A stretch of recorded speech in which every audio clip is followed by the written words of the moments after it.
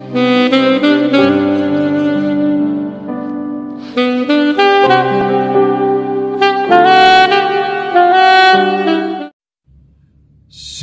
puji Tuhan, kita berjumpa lagi dalam channel Hal Yang Perlu Anda Tahu. Sebagai murid-murid Kristus yang ada pada sekolah kehidupan dari Yesus Kristus, Sang Guru Agung kita bertanggung jawab sebagai murid untuk kita semakin banyak tahu tentang iman Kristen, tentang firman Tuhan, sehingga pengetahuan kita tentang firman semakin bertambah. Kita menjadi orang yang dewasa dalam berteologi. Kita bisa punya kemampuan memfilter pengajaran-pengajaran yang alkitabiah, yang sesuai firman, dengan pengajaran-pengajaran yang nampaknya, sepertinya sesuai firman, tapi sebenarnya tidak sesuai firman. Dengan harapan juga iman kita terus bertumbuh. Kita masih ada pada suatu tema secara umum. Kita bicara soal hidup sesuai agenda kerajaan Allah.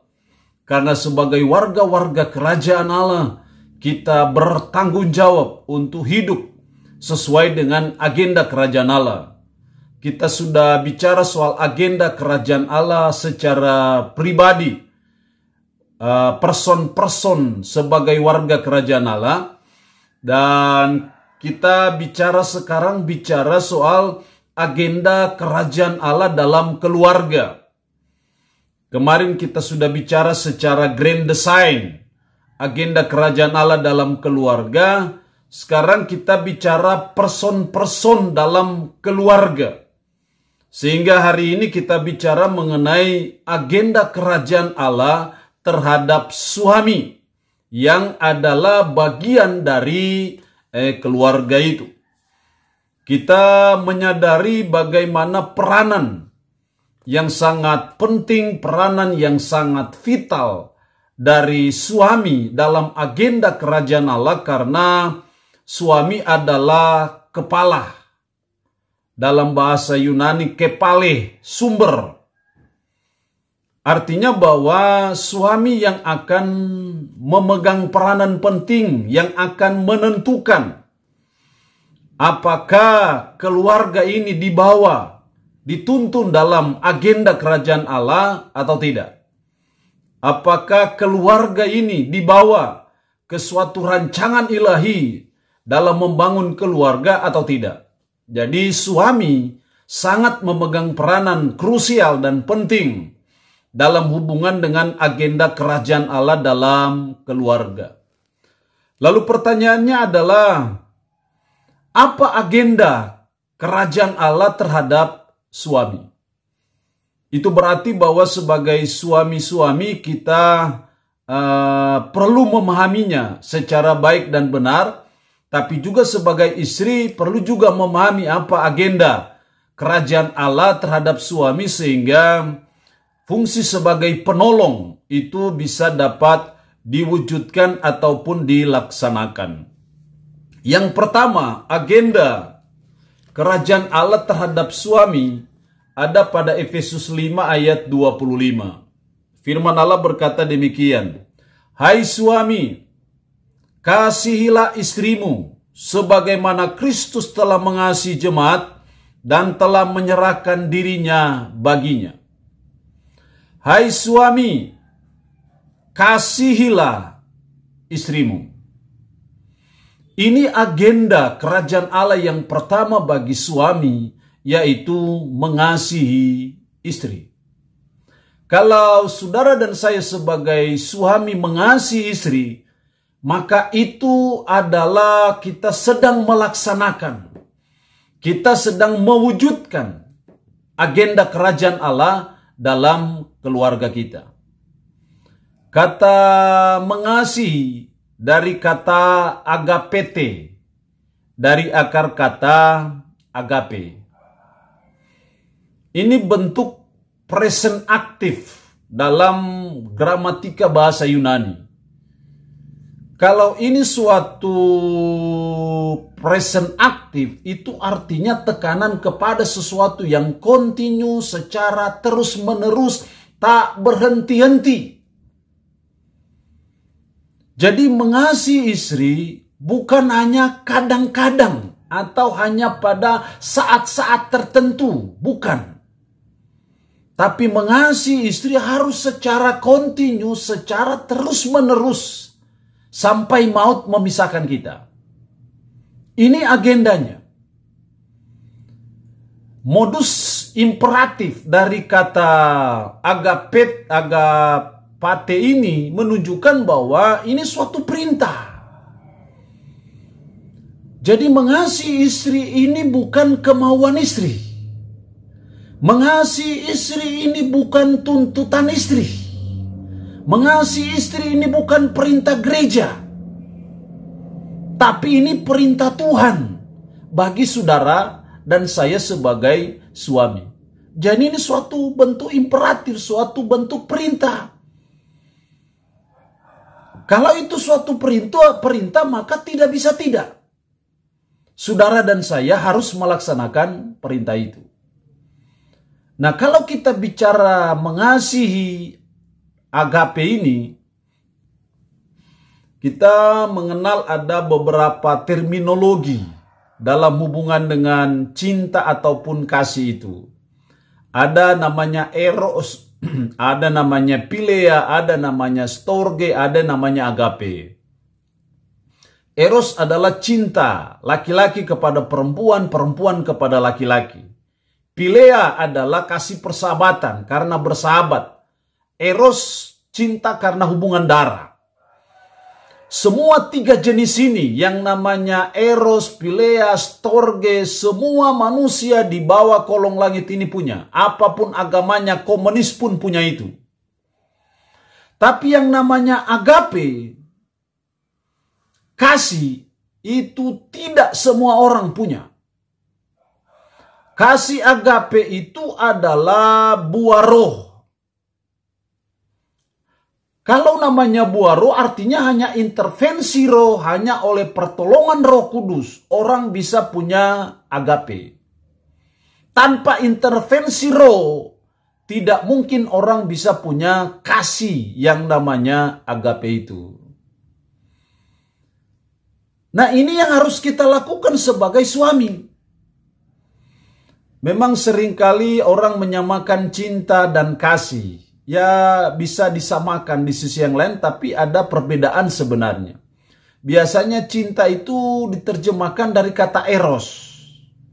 Tapi kalau agape itu diterjemahkan kasih.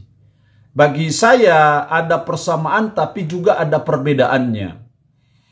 Dalam fondasi rumah tangga kita, dalam mengikuti agenda kerajaan Allah sebagai suami, tidak cukup dengan cinta atau eros ini, tidak cukup. Kita perlu cinta eros, tapi tidak cukup dalam membangun suatu keluarga yang sesuai agenda kerajaan Allah. Itu harus ada yang namanya agape itu. Ada yang mengartikan agape itu kasih yang walaupun istri saya seperti itu ya saya mengasihi. Itu sama dengan kasih Allah. Walaupun kita manusia berdosa, Allah mengasihi kita. Walaupun kita manusia durhaka, Allah mengasihi kita. Jadi agape itu cinta atau kasih yang walaupun. Tapi ada juga yang mengartikan agape itu adalah mengusahakan kebaikan untuk orang lain dan demi kebaikan itu dia mau berkorban. Itu agape. Jadi kalau mengasihi istri artinya bahwa mengusahakan kebaikan untuk istri kita. Dan demi kebaikan itu saya berkorban. Saya sebagai suami mau berkorban. Itu namanya agape. Dan itulah agenda kerajaan Allah dalam keluarga kita secara khusus sebagai suami. Nah, kita coba memperhatikan mengasihi agape itu. Kalau kita lihat ayat 25, hai suami kasihilah istrimu sebagaimana Kristus telah mengasihi jemaat dan telah menyerahkan dirinya baginya. Jadi kita mengasihi istri kita, agape itu seperti sebagaimana Kristus telah mengasihi jemaat. Wujud kasih Kristus kepada jemaat adalah menyerahkan dirinya atau berkorban. Wujud kasih Kristus adalah pengorbanannya di Bukit Golgota. Di sini kita melihat bahwa kasih agape, ciri yang pertamanya adalah mau berkorban. Jadi kasih selalu identik dengan sacrifice, pengorbanan. Tidak ada kasih tanpa ada pengorbanan. Jadi kalau sebagai suami yang mau mengikuti agenda kerajaan Allah, kalau kita mengasihi istri, berarti kita mau berkorban. Bukan mengorbankan. Sebagaimana Kristus mengasihi kita. Kristus mengasihi kita bukan karena kita baik. Kristus mengasihi kita bukan karena kita sudah jadi anaknya. Sebelum kita jadi anaknya, sebelum kita percaya bertobat, Kristus sudah mati. Untuk dosa-dosa kita. Itu namanya mengasihi, mau berkorban. Tidak ada kasih tanpa ada pengorbanan. Selama ini yang terjadi, istri kita yang lebih banyak berkorban bagi kita. Berarti istri yang mengasihi kita. Jadi ukuran kita mengasihi istri itu dilihat dari sejauh mana kita mau berkorban bagi dia. Itu yang namanya mengasihi, itu yang namanya agape itu. Lalu tujuan mengasihi untuk apa? Tujuan kita mengasihi, kita mau berkorban. Mau berkorban untuk istri kita untuk apa? Ayat 26. Untuk menguduskannya sesudah ia menyucikannya dengan memandikannya dengan air dan firman. Supaya dengan demikian ia menempatkan jemaat di hadapan dirinya dan dengan cemerlang tanpa cacat atau kerut atau yang serupa itu. Tetapi supaya jemaat kudus dan tidak bercelah. Jadi tujuan kita mengasihi istri kita dan kita mau berkorban bagi istri kita sama seperti pengorbanan Kristus. Untuk apa? Menguduskan. Supaya kudus dan tidak bercela. Jadi kita mengasihi istri kita, kita mau berkorban untuk istri kita, mendidik, membina, supaya kudus. Ada suatu proses untuk mencapai pengudusan itu.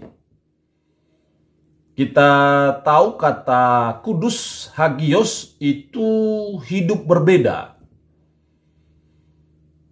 Banyak cacat, banyak celah, banyak kerut.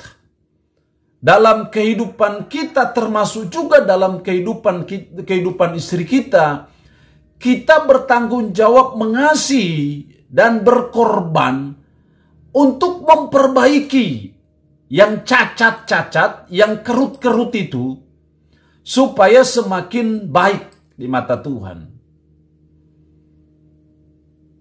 Jadi dalam keluarga, sebagai suami, kita bertanggung jawab untuk membimbing istri kita, supaya semakin hidup kudus di mata Tuhan, sama seperti kita jemaatnya, yang terus bergumul dan berjuang untuk hidup kudus di mata Tuhan. Karena dia sudah berkorban untuk kita.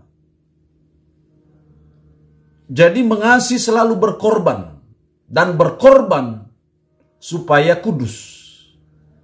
Supaya keluarga kita kudus dan berkenan kepada Tuhan dan memuliakan Kristus. Yang kedua dalam hubungan dengan mengasihi, ayat 28. Demikian juga suami harus mengasihi istrinya sama seperti tubuhnya sendiri. Sama seperti tubuhnya sendiri. Jadi hal yang kedua dalam mengasihi istri bukan hanya mau berkorban bagi istri, tapi juga mengasihi sama seperti tubuhnya sendiri.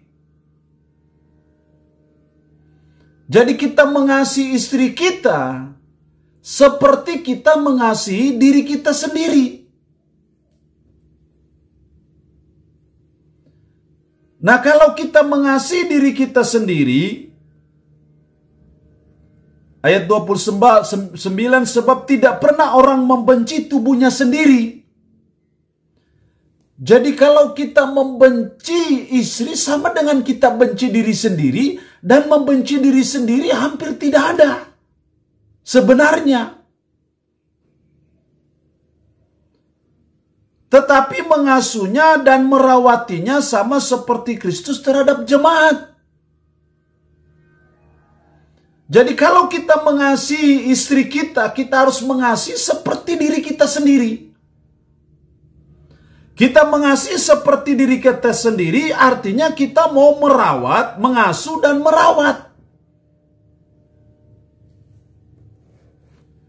Kata mengasuh di sini dari kata trepo, diartikan memberi makan atau mendidik.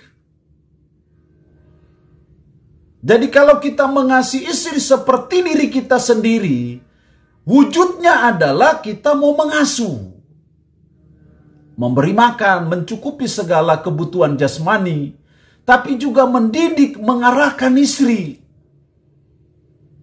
ke jalan yang sesuai kehendak Tuhan.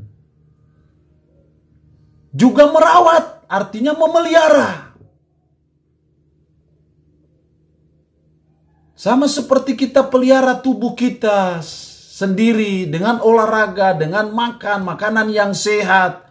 Kita merawatnya, kita mengasuhnya, kita pelihara supaya tubuh kita sehat. Seperti itu juga kita memperlakukan istri kita, mengasuh dan merawat. Itu yang namanya mengasihi seperti diri kita sendiri. Dan ini agenda kerajaan Allah bagi kita sebagai suami yang terus menerus kita belajar dan kita usahakan itu dalam hidup kita sebagai suami, sehingga kita mengasihi istri kita, kita mau berkorban, kita mengasihi seperti diri kita sendiri dengan cara mengasuh dan merawat. Itu agenda kerajaan Allah dalam kehidupan kita sebagai suami. Apa alasannya? Kita harus mengasihi istri kita dengan cara mau berkorban, mengasihi seperti diri sendiri. Ayat 31, sebab itu laki-laki akan meninggalkan ayahnya dan ibunya dan bersatu dengan istrinya sehingga keduanya itu menjadi satu daging. Karena kita sudah satu. Jadi kita mengasihi istri, mengasihi diri sendiri. Karena kita satu. Tuhan tidak melihat lagi kita dua. Dua person, dua pribadi. Tapi Tuhan melihat kita, menilai kita satu. Nah, karena kita satu, maka tidak bisa tidak. Kita harus mau mengasihi istri kita. Jadi itu alasan mengapa kita harus mengasihi istri dengan berkorban, dengan mengasihi seperti diri sendiri. Karena kita sudah satu di mata Tuhan. Ini sangat penting untuk kita pahami dalam hidup. Sehingga sebagai suami kita belajar untuk sungguh-sungguh mengasihi istri kita apa adanya. Sama seperti kita mengasihi diri kita sendiri. Kita harus belajar seperti itu. Itu yang pertama, agenda kerajaan Allah bagi kita sebagai suami. Yang kedua, agenda kerajaan Allah yang kedua bagi kita sebagai suami terdapat dalam 1 Petrus pasalnya yang ketiga. 1 Petrus pasal 3 ayatnya yang ke-7. Demikian juga kamu, hai suami-suami, hiduplah bijaksana dengan istrimu sebagai kaum yang lebih lemah. Hiduplah bijaksana. Kata hiduplah bijaksana, kalau harafiahnya dalam teks aslinya itu hiduplah sesuai pengetahuan. Hiduplah menurut pengetahuan. Bahasa Indonesia menerjemahkannya dengan hiduplah bijaksana. Kata hiduplah di sini dari kata suneikeo. Artinya berdiam secara rukun, hidup bersama dengan akrab. Jadi di sini yang kedua, agenda kerajaan Allah terhadap suami yang kedua adalah hidup rukun dengan istri. Kalau kita hidup rukun dengan istri, itulah hidup yang bijaksana sebagai suami. Jadi kita belajar hidup rukun. Kita suneikeo dengan istri kita. Jangan sampai terjadi kita selalu bertengkar, kita selalu berkelahi. Itu bukan agenda kerajaan Allah dalam hidup kita sebagai suami. Tapi sebaliknya sebagai suami kita mengusahakan hidup rukun. Hidup damai dengan istri kita. Kita hidup dengan akrab, harmonis dengan istri. Tuhan tidak mau kalau hidup suami istri itu selalu berkelahi, selalu bertengkar, tidak harmonis, tidak matching. Karena itu menjadi presiden buruk bagi anak-anak di masa yang akan datang. Karena kecenderungan atmosfer dalam rumah tangga, suasananya itu akan mempengaruhi ke anak-anak kita pada waktu mereka membangun keluarga nanti. Jadi kita belajar sebagai suami dalam agenda kerajaan Allah ini untuk kita hidup rukun antara satu dengan yang lain. Supaya kita bisa hidup rukun, maka itu berarti kata-kata kita sebagai suami perlu diperhatikan. Jangan mengeluarkan kata-kata yang sifatnya memaki, menghina, atau mendiskreditkan. Kita belajar membangun kata-kata yang membangun, jangan yang mematikan. Karena itu akan mempengaruhi suasana. Kalau selama ini kita berkata kasar, kalau selama ini kita memaki, menghina, kita perlu bertobat dan minta ampun kepada Tuhan. Dan kita mau belajar membangun agenda kerajaan Allah dalam rumah tangga kita sebagai suami yang sangat berperan menentukan. Kita belajar untuk hidup rukun dengan istri kita, sehingga kita bisa membangun kerajaan Allah di dalam keluarga ataupun di dalam rumah tangga kita. Kemarin kita belajar agenda kerajaan Allah dalam rumah tangga. Salah satunya adalah keluarga sebagai representatif sorga. Artinya kita harus bangun atmosfer sorga, atmosfer kerajaan Allah dalam rumah tangga kita. Dan salah satu atmosfernya adalah damai sejahtera. Kalau kita hidup rukun, maka saya percaya di situ akan tumbuh damai sejahtera antara satu dengan yang lain. Seringkali tidak ada damai sejahtera, tidak ada sukacita dalam rumah tangga, hanya hal-hal yang sepele, hal-hal yang sebenarnya tidak berguna, tidak ada arti. Kita habis energi di hal-hal yang tidak berguna. Karena itu kita mulai membangun spirit agenda kerajaan Allah dalam hidup kita sebagai suami. Kita selalu belajar dan berusaha untuk hidup rukun dengan istri kita. Yang ketiga, yang terakhir, dalam hubungan dengan agenda kerajaan Allah terhadap suami, yang ketiga dalam ayat, masih 1 Petrus pasal 3 ayat 7 secara khusus bagian B. Hormatilah mereka sebagai teman pewaris dari kasih karunia, yaitu kehidupan, supaya doamu jangan terhalang. Hormatilah mereka, yaitu istri. agenda kerajaan Allah yang ketiga dalam hidup kita sebagai suami adalah menghormati istri. Kata menghormatilah di situ dari kata aponomentostimen. Berilah penghormatan. Karena itu kata benda, bukan kata kerja. Jadi sebaiknya diterjemahkan berilah penghormatan kepada istri kita. Kenapa kita harus berikan penghormatan kepada istri kita? Karena sebagai teman pewaris dari kasih karunia. Jadi kita jadi teman pewaris. Bukan musuh pewaris. Kalau teman berarti bersama. Jadi menjadi pewaris, teman dari pewaris dari kasih karunia Allah, bersama-sama sebagai pewaris dari kasih karunia Allah.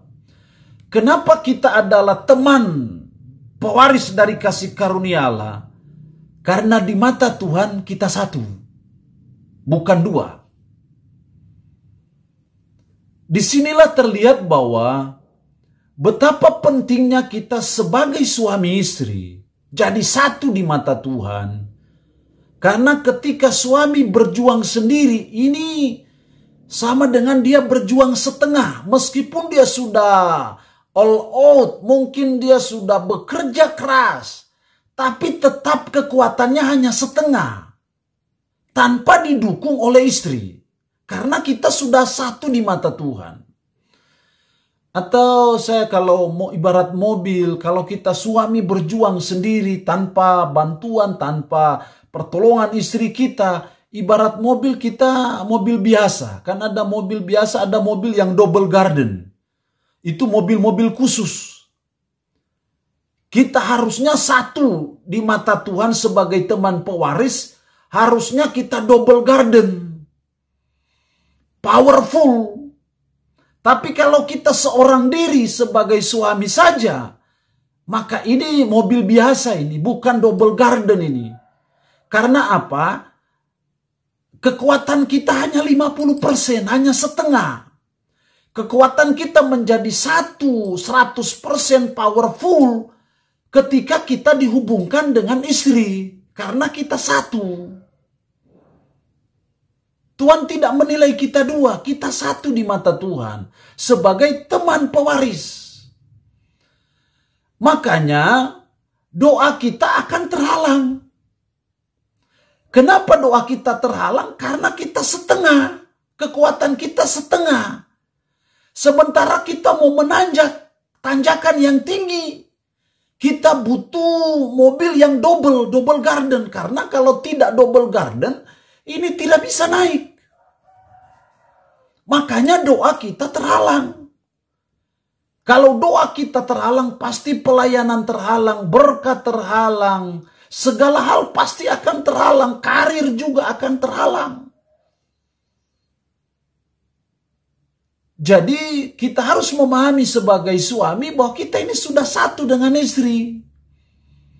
Sebagai teman. Teman untuk menerima warisan. Menerima kasih karunia itu. Harus teman. Tidak boleh terpisah. Karena kalau terpisah, itu yang membuat doa kita terhalang. Atau dengan bahasa sederhana lagi, menghormati istri kita itu garansi Tuhan terhadap jawaban doa kita. Tuhan tidak mau mendengar doa kita, menjawab doa kita, kalau kita tidak berikan penghormatan kepada istri kita. Dia adalah teman-teman kita menerima warisan kasih karunia. Menerima anugerah Allah. Itu teman. Kalau tidak ada teman, kita tidak terima. Karena Tuhan menilai, melihat kita satu di mata Tuhan. Inilah agenda kerajaan Allah terhadap suami yang perlu kita terus usahakan wujudkan. Hal yang ketiga itu menghormati istri. Berilah penghormatan. Gimana caranya kita menghormati istri kita? Ya kita memperlakukan dengan baik, tidak kasar, tidak menghina, tidak memaki. Kita belajar menghormati karena itu teman saya. Untuk mewarisi kasih karunia Allah. Itu teman. Dan kalau tidak ada teman, Tuhan tidak akan memberikan. Makanya doa kita terhalang di hadapan Tuhan.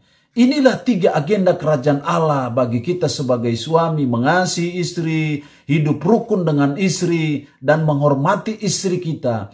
Biarlah ini kita terus kejar, usahakan dalam hidup kita, sehingga kita mewujudkan agenda kerajaan Allah terhadap suami. Nantikan agenda kerajaan Allah terhadap istri, terhadap anak-anak di sesi-sesi selanjutnya. Shalom, Tuhan Yesus memberkati kita semua.